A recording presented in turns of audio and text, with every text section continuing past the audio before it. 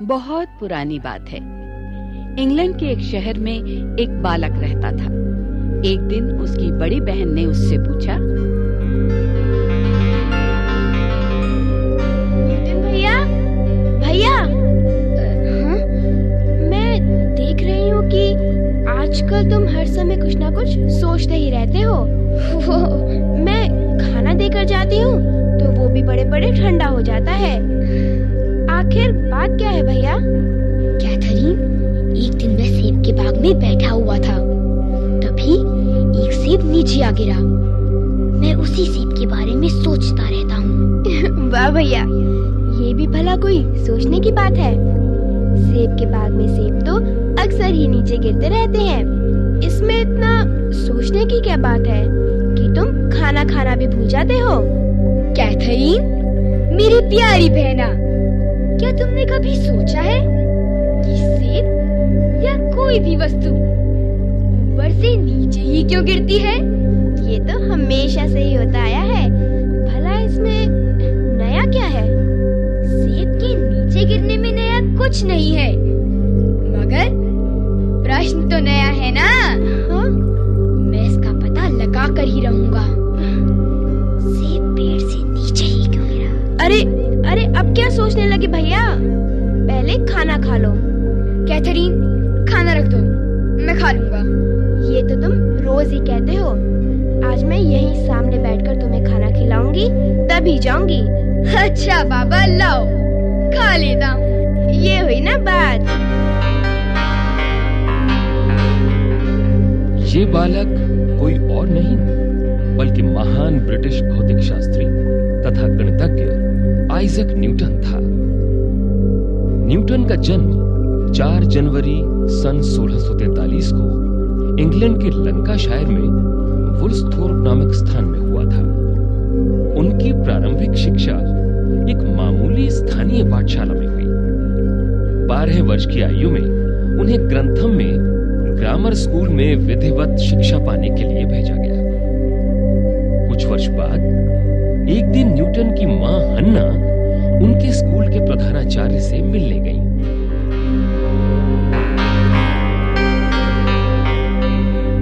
Sir, क्या मैं अंदर आ सकती हूँ? आइए आइए मिसेस हन्ना, आइए बैठिए। जी। हाँ मिसेस हन्ना, कहिए। सर, मेरा बेटा न्यूटन पढ़ाई में कैसा चल रहा है? देखिए मिसेस हन्ना, न्यूटन एक बहुत ही शांत, सौम्य और चिंतनशील स्वभाव का बालक है। हाँ सर, वो शुरू से ही है, किंतु वो कुछ पढ़ता लिखता भी है कि नहीं? देखिए मिसेस हन्ना, न्यूटन को नई नई खोजें करने तथा मैकेनिकल काम करने में गजब की महारत हासिल है। एक बार उसने एक पवन चक्की बनाई। क्या आप जानती हैं मिसेस हन्ना कि वो कैसे चलती थी? नहीं, आप बताइए। न्यूटन ने चूहे की पूंछ में धागा बांध दिया और धागे का दूसरा सिरा पवन चक्की से बांध दिया। अच्छा। अब जब चूहा उछल कूद करता या दौड़ता तो पवन चक्की चलती। और इसी तरह मिसेस हन्ना, एक बार उसने अपने लिए 4 पहियों वाली एक गाड़ी बनाई जो डगमगाते हुए चलती थी। उसे वो अंदर बैठे बैठे ही मोड़ भी सकता था। अच्छा। सर, घर में भी वो अपनी चचेरी बहन और अन्य लड़कियों की गुड़ियों के लिए मेज कुर्सी बनाया करता था। लेकिन सर, अब वो 17 साल का हो गया है और मैं चाहती हूँ कि वो कुछ काम करे ताकि घर का खर्च चल सके सर। और मैं उसे खेत के काम में या फिर भेड़ पालने के काम में लगाना चाहती हूँ। लेकिन वो न जाने क्या क्या अजीबोगरीब खिलौने बनाता रहता है या फिर उपकरण बनाता रहता है। मैं तो उससे तंग आ गई हूँ। देखिए मिसेस हन्ना, जहाँ तक मैं न्यूटन को समझ पाया हूँ, मैं तो यही कहूँगा कि स्कूली शिक्षा पूरी करने के बाद आपको उसे कैम्ब्रिज विश्वविद्यालय में भेजना चाहिए। सर, लेकिन मैं उसकी पढ़ाई का खर्च नहीं उठा सकती। इसकी चिंता आप ना करें, वो एक होनहार विद्यार्थी है। जी। उसके लिए मैं उसकी स्कूल की फीस माफ कर सकता हूँ। शुक्रिया सर, फिर तो मैं उसे आगे पढ़ने के लिए जरूर भेजूंगी। जरूर भेजिएगा मिसेस हन्ना। जी।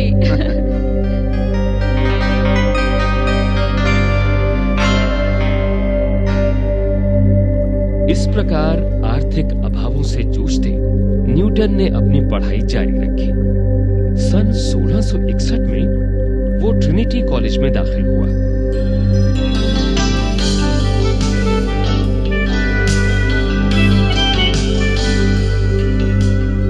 वहां वो अपना खर्च बाकी अमीर बच्चों के व्यक्तिगत कार्य करके निकालता था।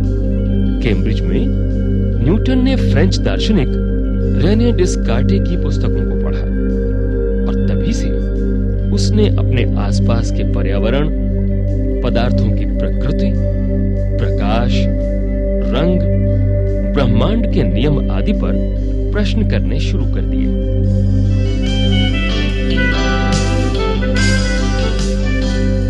एक दिन न्यूटन सूर्य की ओर एकटक देख रहा था।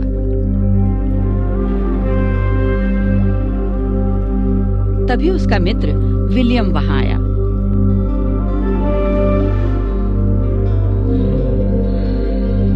न्यूटन, अरे न्यूटन, तुम एक आंख बंद करके सूर्य की ओर यूं टकटकी लगाए कब से देख रहे हो और क्यों देख रहे हो? विलियम, मैं रंगों से संबंधित एक प्रश्न की जांच कर रहा हूं, इसीलिए सूर्य की ओर एकटक देख रहा हूं। लेकिन तुम कब तक ऐसे ही देखते रहोगे? जब तक सभी रंग बदल नहीं जाते। मगर इससे तो तुम्हारी आंख खराब हो सकती है। हाँ, वो तो है, किंतु मेरे पास इस प्रश्न की जांच करने का कोई दूसरा उपाय भी तो नहीं है। मुझे देखने दो।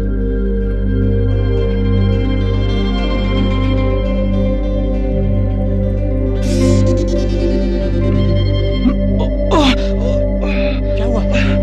क्या हुआ न्यूटन? मुझे आंख से कुछ दिखाई नहीं दे रहा। मेरी आंख के आगे तारे झिलमिला रहे हैं।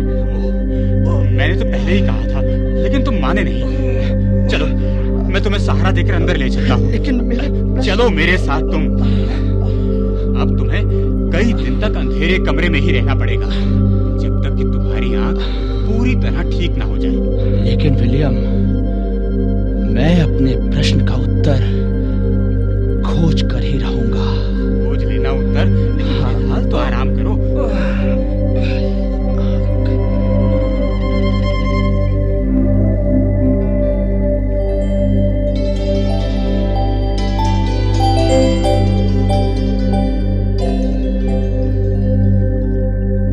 सन 1665 में इंग्लैंड में प्लेग की महामारी फैली।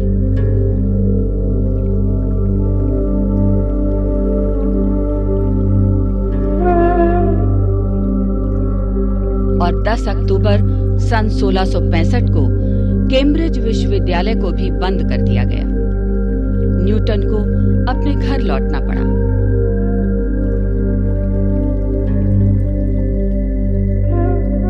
परंतु विश्वविद्यालय का बंद होना भी न्यूटन के लिए वरदान साबित हुआ।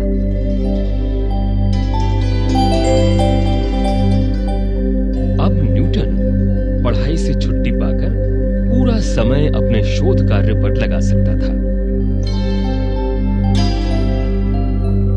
सन 1666 न्यूटन के जीवन का अत्यधिक महत्वपूर्ण वर्ष सिद्ध हुआ। इसी साल न्यूटन ने आधुनिक कैलकुलस पर 3 शोध पत्र प्रस्तुत किए।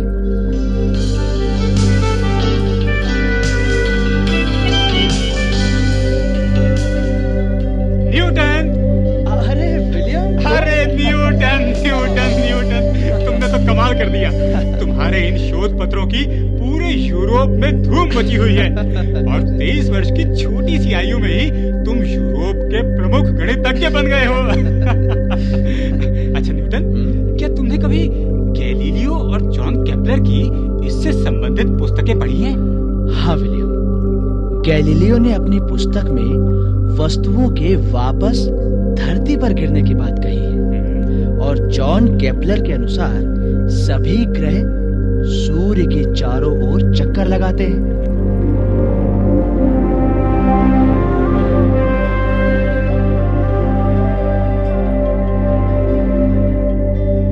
क्या तुम जानते हो मित्र, एक बार बचपन में मेरे साथ क्या हुआ था? भला मैं कैसे जान सकता हूँ? मैं कोई ज्योतिषी तो हूँ नहीं। अच्छा बताओ, क्या हुआ था? मैं एक दिन बाग में सेब के पेड़ के नीचे बैठा था और एक सेब मेरे सिर पर आ गिरा। फिर? मैं कई दिन तक यही सोचता रहा कि ये सेब पेड़ से सीधा धरती की ओर ही क्यों गिरा, दाएं बाएं या ऊपर क्यों नहीं गया। तब से ये प्रश्न मुझे लगातार परेशान करता रहा। लेकिन विलियम, अब मुझे कुछ कुछ समझ में आ रहा है। क्या समझ में आ रहा है? यही कि धरती के अपनी धुरी पर घूमने से जो बल पैदा होता है वो ऊपर से गिरने वाली किसी भी वस्तु को धरती की तरफ खींचता है।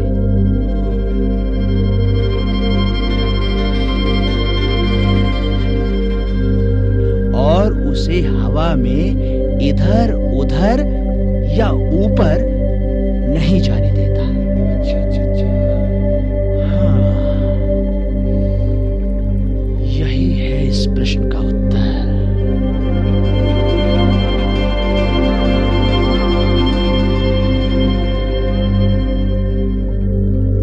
इसी प्रकार चिंतन, मनन, अध्ययन तथा वैज्ञानिक प्रयोग करते करते न्यूटन ने गति के 3 नियम और उन पर आधारित गुरुत्वाकर्षण का नियम बना लिया। न्यूटन द्वारा बताए गए गति के 3 नियम इस प्रकार हैं। पहला नियम है, कोई भी वस्तु जिस स्थिति में है उसमें तब तक कोई परिवर्तन नहीं आता जब तक उस पर कोई बाहरी बल न लगे। दूसरा नियम है, जब किसी वस्तु पर बल लगता है तो उसकी स्थिति या गति में परिवर्तन उस बल की मात्रा के अनुरूप होता है। और तीसरा नियम है, कोई भी वस्तु अपने पर होने वाली क्रिया के विरुद्ध उतनी ही प्रतिक्रिया करती है। गुरुत्वाकर्षण है क्या? गुरुत्वाकर्षण के लिए अंग्रेजी शब्द है ग्रेविटेशन, जो प्राचीन लैटिन शब्द ग्रेविटास से बना है। ग्रेविटास का अर्थ है भारीपन। न्यूटन के गुरुत्वाकर्षण के नियम के अनुसार ब्रह्मांड में स्थित प्रत्येक पिंड दूसरे पिंड को खींचता है, और जिस बल से खींचता है वो उनके आकार तथा केंद्रों के बीच की दूरी के अनुपात में होता है।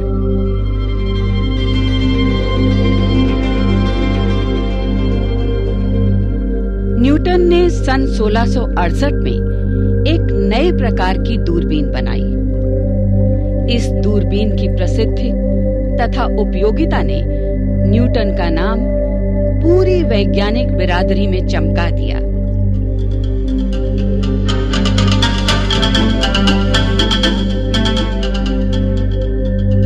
इस खोज के बाद दूरबीन का आकार घटकर केवल 6 इंच लंबा तथा 1 इंच व्यास का रह गया। इतना ही नहीं, ये छोटी दूरबीन पिछली दूरबीन की तुलना में 30 गुना बेहतर थी। बृहस्पति, शनि आदि दूर स्थित ग्रहों को देखने में ये दूरबीन विशेष रूप से सहायक थी।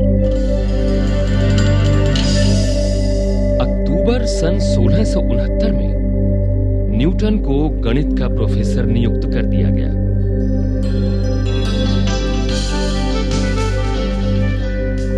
सन 1696 में वे लंदन मिंट के वार्डन तथा सन 1699 में वहां के मास्टर बन गए। सन 1703 में उन्हें रॉयल सोसाइटी का अध्यक्ष पद प्राप्त हुआ, जिस पर वे मृत्यु पर्यंत रहे। सन 1705 में क्वीन एनी ने उन्हें नाइटहुड की उपाधि से सम्मानित किया। इस उपाधि से सम्मानित होने वाले न्यूटन पहले वैज्ञानिक थे।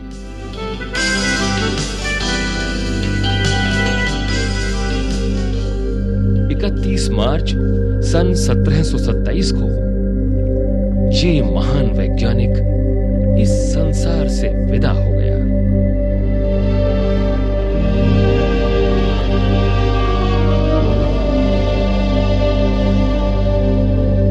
न्यूटन ने कई पुस्तकें लिखी। अपनी पहली पुस्तक कुछ दार्शनिक प्रश्न के आरंभ में वे कहते हैं, प्लेटो मेरा मित्र है, अरस्तु मेरा मित्र है, लेकिन मेरा सबसे प्यारा मित्र है सत्य।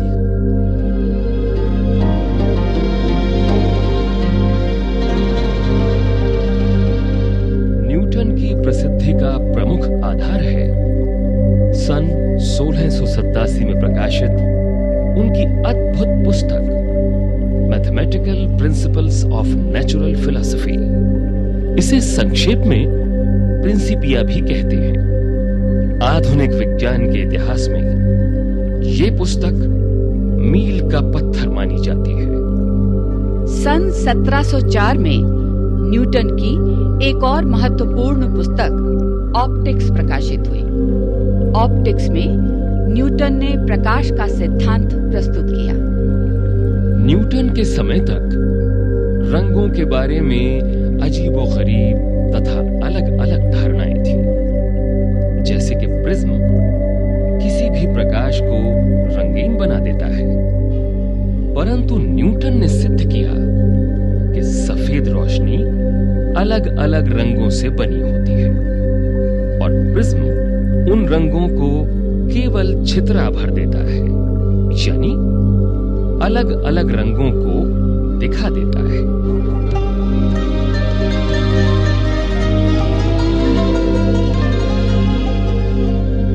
विज्ञान के क्षेत्र में सर्वदा चमकने वाले इस सितारे के योगदान को ये संसार कभी नहीं भुला सकता। उनके महान योगदान के लिए हम सब उनके सदा कृतज्ञ रहेंगे।